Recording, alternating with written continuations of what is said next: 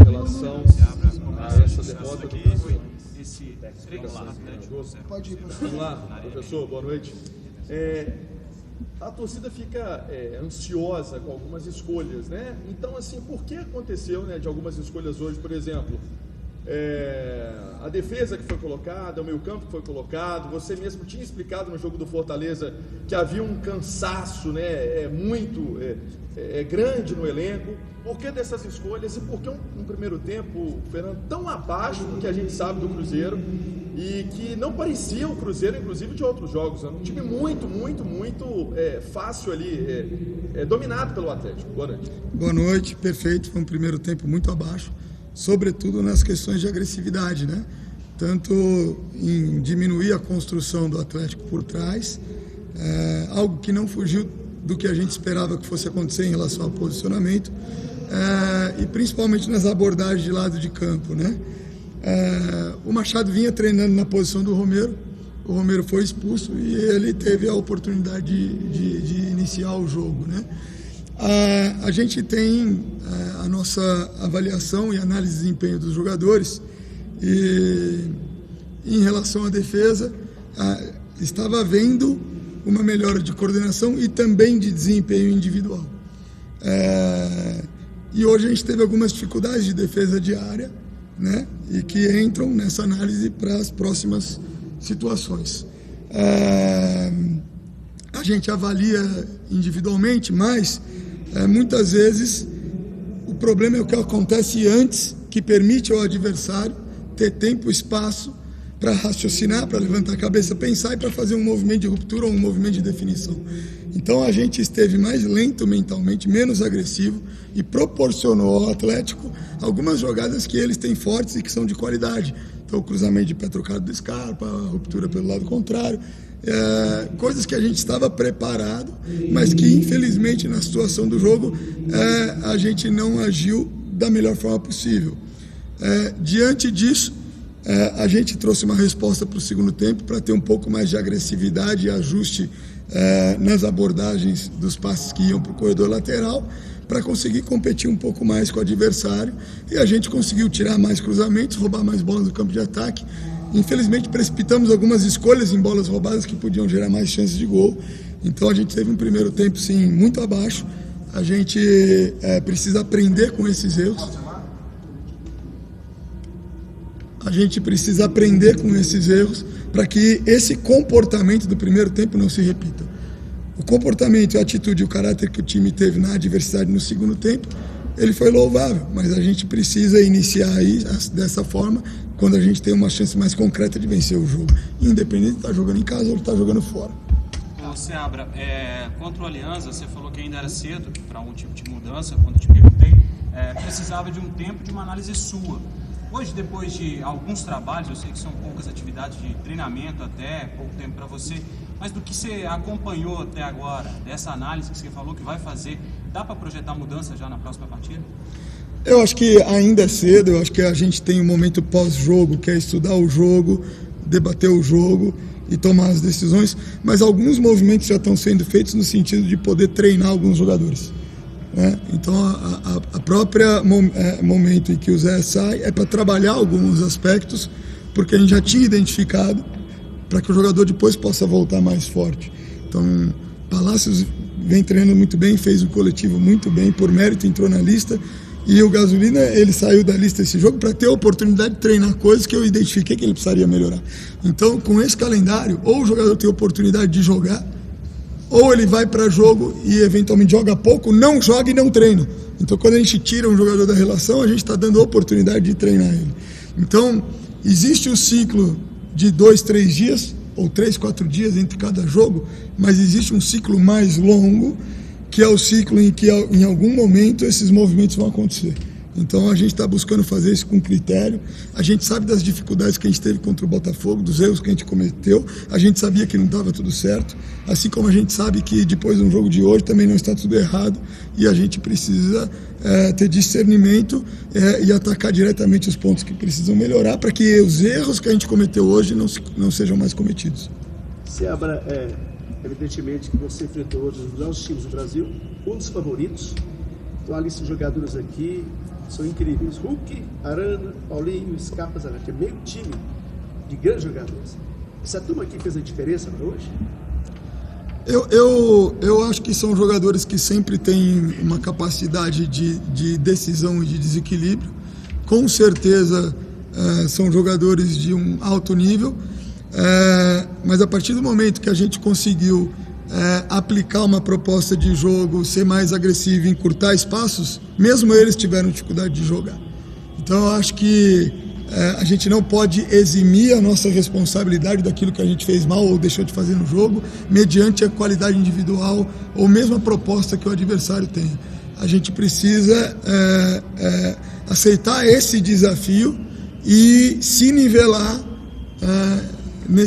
daí para mais, e eu acho que a gente fazendo isso, a gente tem condição de competir com eles, com alguns ajustes, evoluindo em alguns pontos. Seabra, eu queria saber de você o porquê do Vital e do Zé Ivaldo ter iniciado essa partida específica de hoje no banco. Então, o Vital ele tem tido boas entradas. O Ramiro, a partir do momento que ele foi oportunizado, ele roda em alta intensidade e traz para dentro do campo muita comunicação e leitura pela experiência de jogo que ele tem. Então a gente considera que ele está num momento jogando com mérito. Eu considero que o Vital também vive um bom momento e por isso ele está sendo oportunizado. Ora vai sair jogando, ora vai entrar no jogo em momentos importantes, como foi contra o Fortaleza, como foi hoje também, porque você está perdendo de 3-0 fora de casa e faz mais uma troca ofensiva, ele tem que entrar muito bem no jogo, né? Então a gente tem optado por essa trinca do meio campo. Na verdade foi só a troca automática do Romero pelo Machado, que estava naquela posição.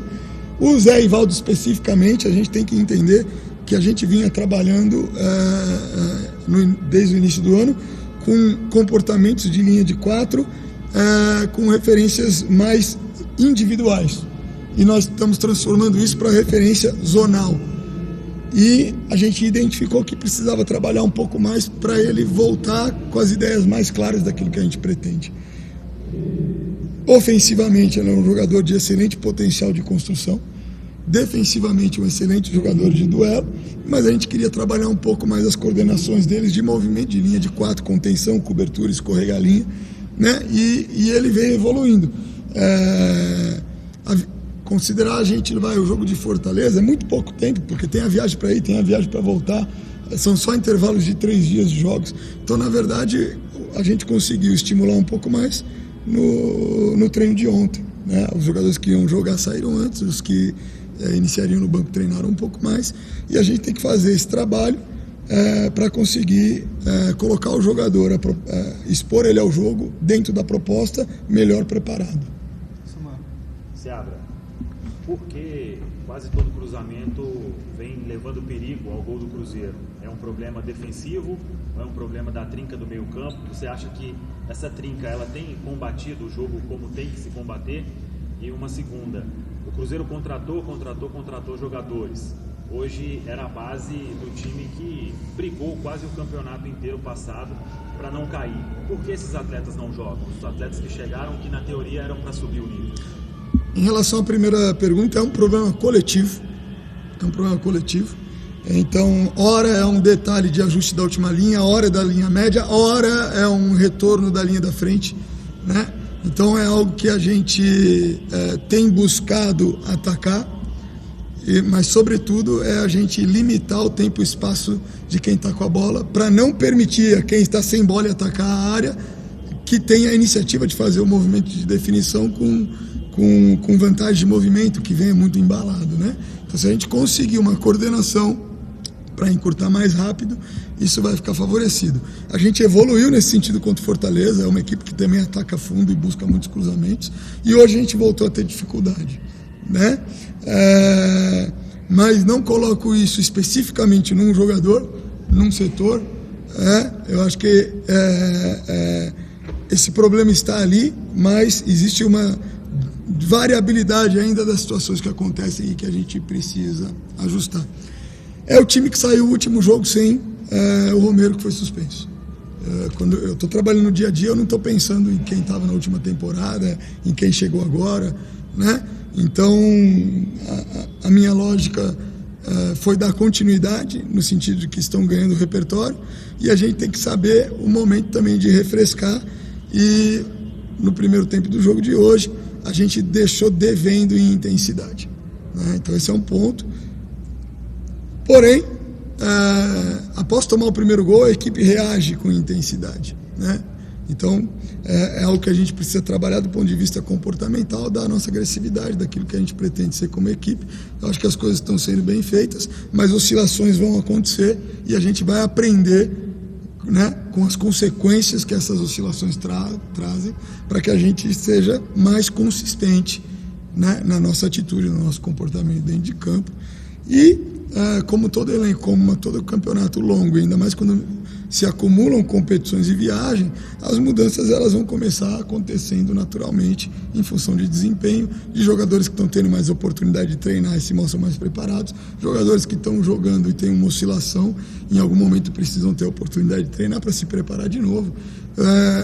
A gente tem que entender que o desafio é coletivo, sempre a cada ciclo de jogo, mas é um compromisso individual de melhorar todos os jogadores, porque o que vai sustentar o coletivo ao longo do ano é os jogadores estarem sempre retomando e melhorando o seu próprio nível.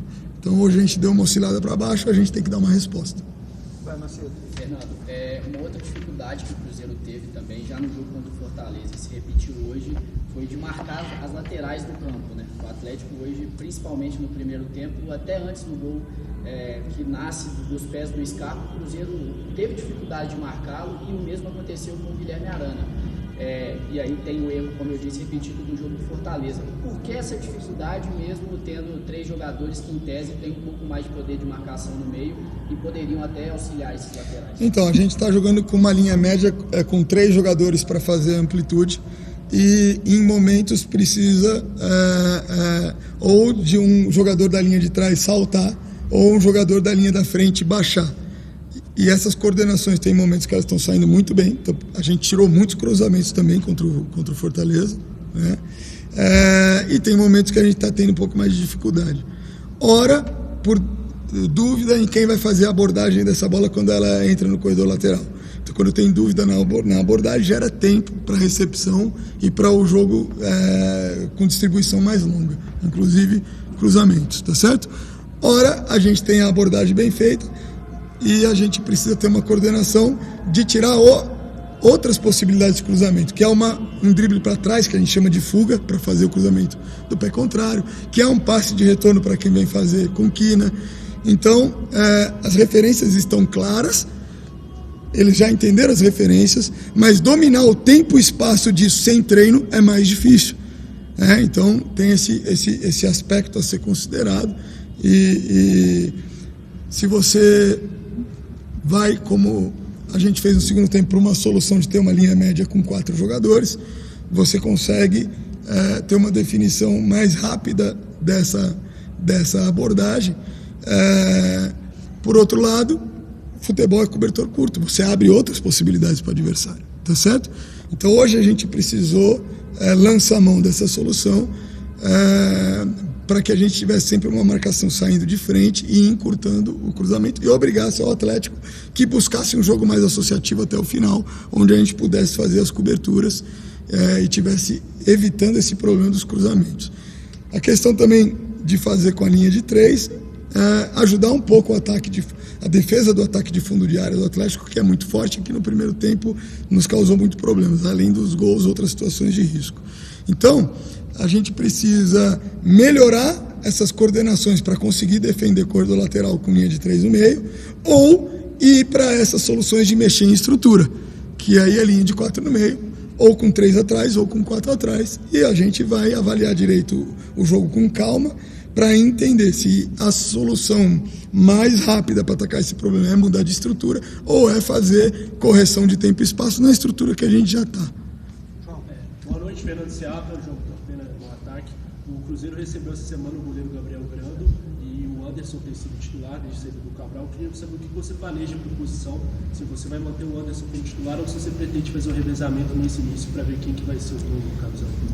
Olha, a princípio o Anderson vem jogando e vem ganhando ritmo de jogo. E o ritmo de jogo para o goleiro, ele demora mais do que para um jogador. Um jogador joga 2 jogos, ele tem um volume de deslocamento, uma quantidade de ações que já coloca ele em ritmo de jogo. Para o goleiro, isso é muito mais difícil, demora muito mais tempo. Então, a gente está muito feliz com a chegada do Grando. É um jogador de alto nível e ainda jovem e de grande potencial. E isso é uma resposta que eu vou ter que avaliar no dia a dia, o andamento da dinâmica de trabalho, juntos também com a comissão técnica. Ainda é muito cedo para definir, mas de uma forma geral, para um jogador que estava muito tempo sem ritmo de jogo, o Anderson ele tem conseguido fazer ações de muita qualidade e atuações que ainda não tem 100% de consistência, como a gente pode observar hoje, mas que está numa crescente. Se você vê o primeiro tempo dele contra o Fortaleza e o segundo, ele conseguiu elevar muito o nível de jogo dele durante o jogo, tá certo? Então, a gente confia nele, acredita nele. Eventuais erros ou falhas vão acontecer e acontecem com todos, e a gente tem que ter o discernimento de saber avaliar e ser justo e não gerar um ambiente de insegurança. Qualquer erro que aconteça a gente troca, porque aí qualquer um que vai entrar com medo de jogar e não com coragem. Seabra, boa noite, Guilherme Pio da Itatiaia. Você chegou a conversar especificamente no vestiário com o Anderson em relação à falha? O goleiro Rafael Cabral foi muito criticado, né? Deixou o Cruzeiro justamente por essas últimas falhas que ele teve. E há algum planejamento de, quem sabe, rever uma parte metodológica do treinamento de goleiros para tentar evitar esse tipo de falha que se tornou recorrente, né, nos últimos jogos? Não, acho que isso não passa por nenhuma questão metodológica. A gente tem profissionais de alto nível trabalhando com os goleiros, né? Se a gente for lembrar, ao final do jogo do Fortaleza, o Anderson teve uma grande atuação, estavam todos satisfeitos. Então, é importante a gente não negligenciar erros, falhas e atacar essas situações, mas a gente precisa, dentro do equilíbrio, entender o contexto de um goleiro que está há muito tempo sem jogar, né? A conversa minha com ele no vestiário foi muito simples. Bati no peito dele e falou: não muda nada, vamos para cima. Ele falou: vamos para cima. E é assim que tem que ser. Obrigado a todos, obrigado, Seabra. Palavras então do técnico Fernando Seabra aqui na